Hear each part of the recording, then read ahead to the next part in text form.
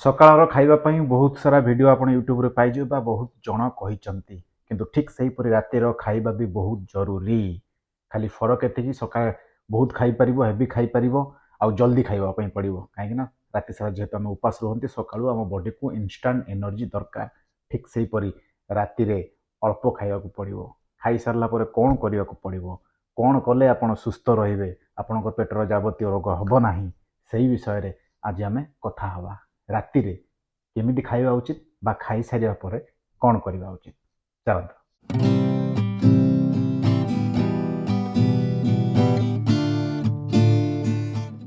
Hi hello नमस्कार, केमिति अछंती समस्ते? निश्चय सुस्थ थिबे, कारण मोर प्रयास समस्तंको सुस्थ रखिबार। सो ए प्रयास रे आपण माने जदि आज शामिल होइचंती, आई मीन मो वीडियो को जदि आपण आज प्रथम थर पई देखुचंती, सो प्लीज टिके मो चैनल को सब्सक्राइब कर दियंतु। आपनको पाखरे डेली वीडियो पहुंचिया पई टिके से बेल आइकन को दबाई दियंतु। ताले चलंतु बेसी गप्प गप्पी न करी आज रो वीडियो आरंभ करिवा।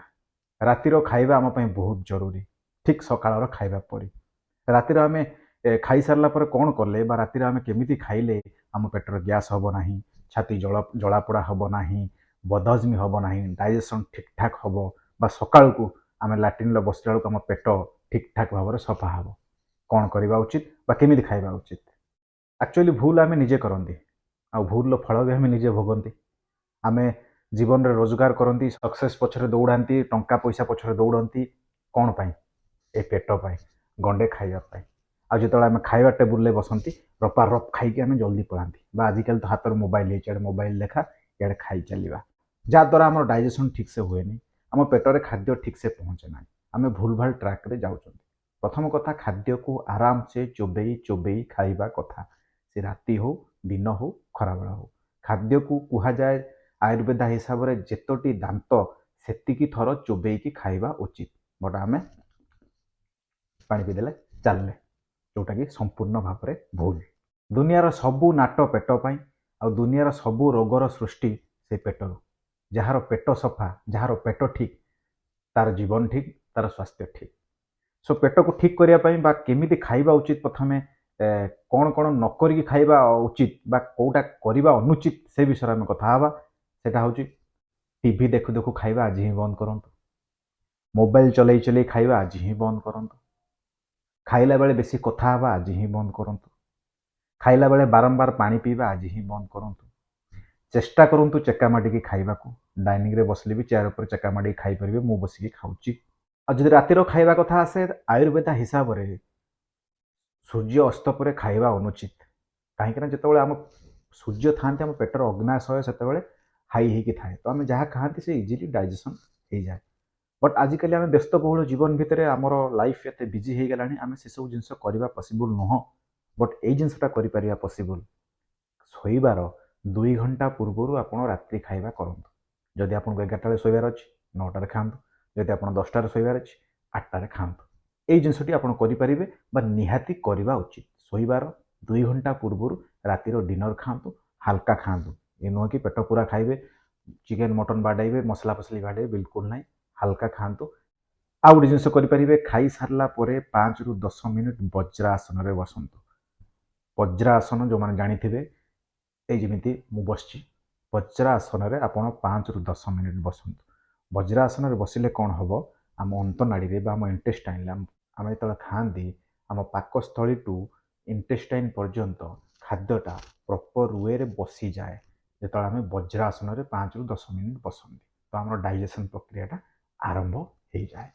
आ जदि पारुचंती खाई सारला परे 5 ରୁ 10 मिनिट चलतु, घरे हो बाहर हो, जार जदि घरे जार कुकुर फुकुर पाली खाई सारा पर बुलेगा, द्वारा आपंकर भी चलवा हो। जो मैंने अपार्टमेंट रे बाहर रोचे टी तले आसिक भी चली पारती, घरे भी चली पारती।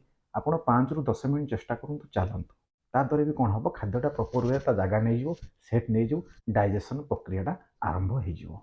आ गोटे शेष जिनस करूँ, स्पेशली मुझे जहाँ कहूँ से सब भेरी इजी जिनस, यहाँ नुहे भी करें ना। आप जिनस जब आप रेगुलाली आप जीवन में करेंगे, आपण लाइफ करेंगे, आप 3 मास पर आपण लाइफ निजे आपण बॉडी रे निजे आप फरक देखिपारे।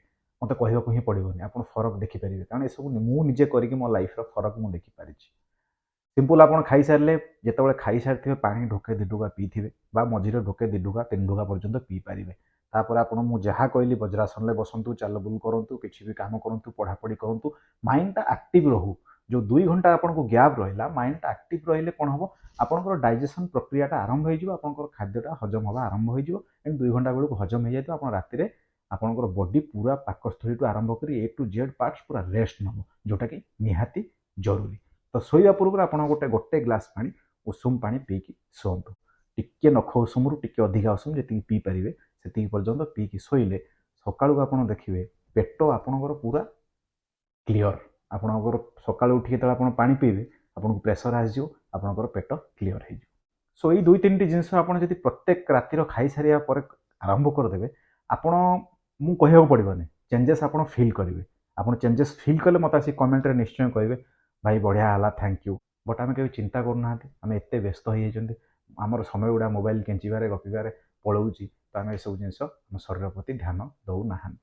सो मुझे आशा करी मोर वीडियो देखला आप निश्चय आप शरीर प्रति ध्यान देवे और राति खाई सारा यही जिनस गुड़ा फॉलो करूँ आप देखिए आप केते सुस्थ रहे। पुणी थे देखा आ गोटे नुआ वीडियो मु संजीव रही।